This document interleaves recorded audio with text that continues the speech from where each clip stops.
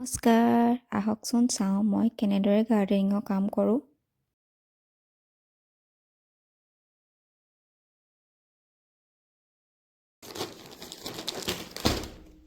গ্ৰ' বেগখিনি মই অনলাইনৰ পৰা আনিছিলোঁ। সেইখিনি ওখ 12 ইঞ্চি হ'ব আৰু বহলটো 12 ইঞ্চিয়ে হয় আৰু ইয়াত প্ৰায় 10টা 20টা বেগ আহিছিলে। সেয়া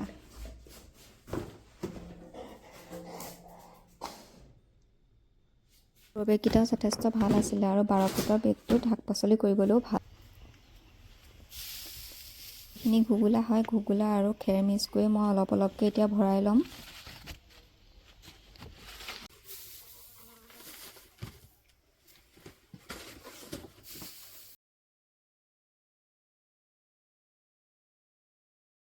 ঘুগুলা খেৰ লগতে আৰু অলপ পটানো দি দিছোঁ ইয়াৰ ওপৰত। এইবোৰ তাৰপৰত পাত দিছোঁ,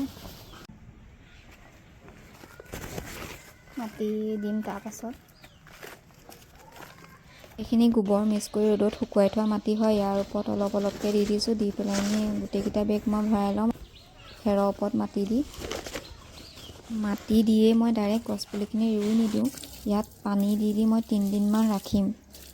পানী দি 3 দিনমান ৰখাৰ কাৰণে খেৰখিনি মজি গ'ল ধুনীয়াকৈ, পুলিখিনি ৰুবলৈ ভাল হ'ল। এতিয়া মই পুলিখিনি ৰুই 2 দিনমান ছাঁত ৰাখি 3 নম্বৰ দিনা ৰ'দলৈ পুলিখিনি উলিয়াই দিম।